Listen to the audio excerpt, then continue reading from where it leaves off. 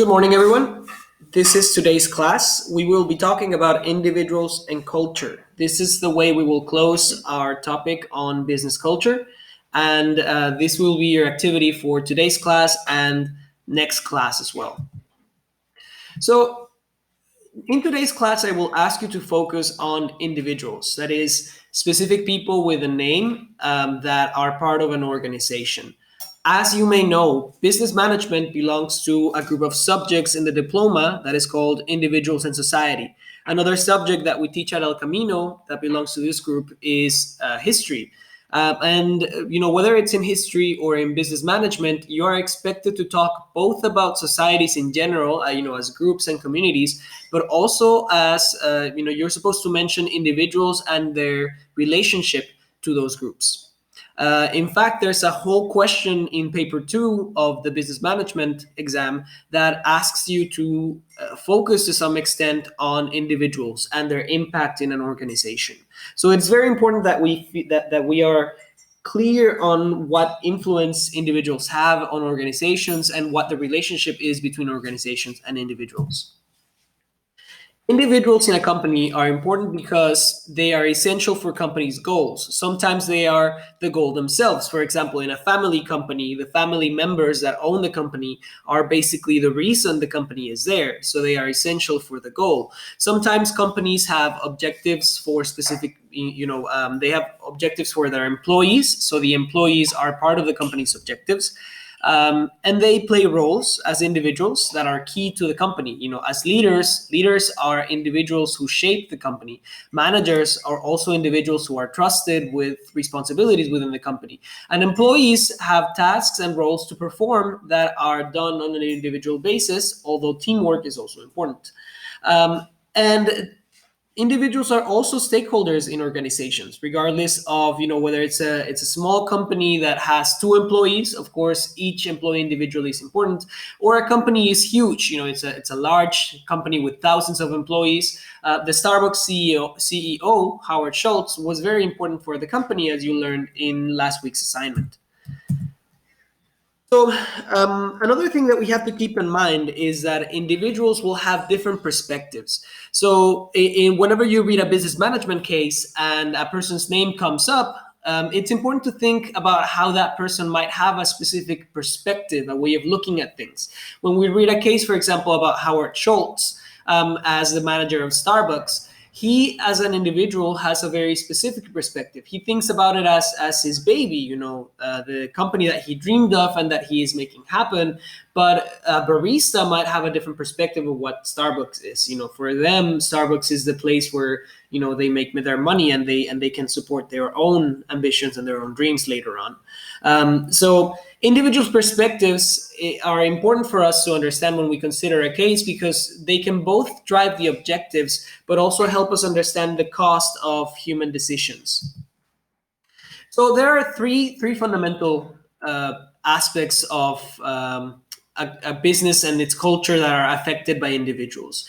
So the ones that I want you to think about are how individual attachment to organization can shape the organization and shape the individual, how cultural clashes can feature as both a problem, a crisis, and also a potential source of opportunities, and how individual leadership can change an organization in its entirety.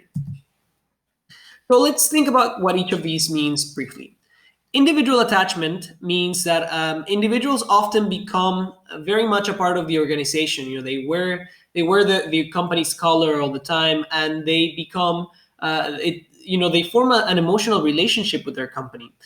Organizations are a source of identity, especially if you feel like you have a good job there, or if you've been there for a while. You feel like the company is part of who you are. It's taught you things, it's given you things. It is the kind of thing that you talk about to strangers about yourself. When you first introduce yourself, you often say what you do for a living. So organizations become part of who you are. They also give stability to people's lives. So people often feel like they are better off because they work where they work. So they develop a sense of, I owe something to the company. And organizations often shape the decisions of individuals. As companies have values and they have objectives, individuals often feel like they have to comply with this, or they have to serve the goals of the organization to some extent. And so they might not make the same decisions that they would if they didn't feel this attachment to the organization. Now, there's also the issue of culture clashes. Sometimes people will change from one workplace to another. For example, when there's a company acquisition, like one company buys another, and so all of a sudden, all the employees from the original company belong to the new one, and these companies may actually have different cultures to begin with. One culture might be very focused on tasks or roles, and the company that acquired the old company might be focused on power, and so this creates a tension. People feel like the values are not compatible, or like the expectations are unrealistic or inadequate, and so this can create conflict between people, but it can also create a process in which the company transforms itself into something entirely new. And culture clashes can be a source of disruption for companies' objectives. So often, for example, when there are transformations in companies, they can be attributed to the arrival of a new CEO that transformed the culture, or, for example, two cultures that were incompatible and got together, they were destined for failure. Finally, one other place in which individuals can have a huge impact on a company is by the role that leadership has on cultural change. Steve Jobs is an example that has come up in class before, and we have talked about how he himself, or other great CEOs like Howard Schultz or Bill Gates or Elon Musk, can often give a flavor to the company itself. One single individual can drive the entire company by transforming its culture. So, for example, leaders reward adherence to cultural values. If a leader sees that you embody what they want you to be, they will reward you either financially or by recognizing you publicly or in some other way. They often persuade others to commit to the objectives. Especially what is called a transformational leader is very persuasive and can often feel like they're a giant that pushes you to be better. Leaderships exemplify and embody the mission and values of the company. So they sort of lead through example. That's what that phrase means. And finally, leaders shape messages that help others understand problems and inspire them to be part of solutions. The way that people look at things often is trying to emulate the way that the leader looks at things. At Microsoft, for example, you will be encouraged to think like Bill Gates. At Apple, you'll be encouraged to think like Jobs. Let's think about design. Let's think about business, about the customer's experience. This perspective, this way of looking at things often starts with one individual that leads that kind of perspective. So individuals have a huge impact on companies through inspiring change. Today, you will start with an assignment that I think you'll enjoy. You will be expected to watch a movie.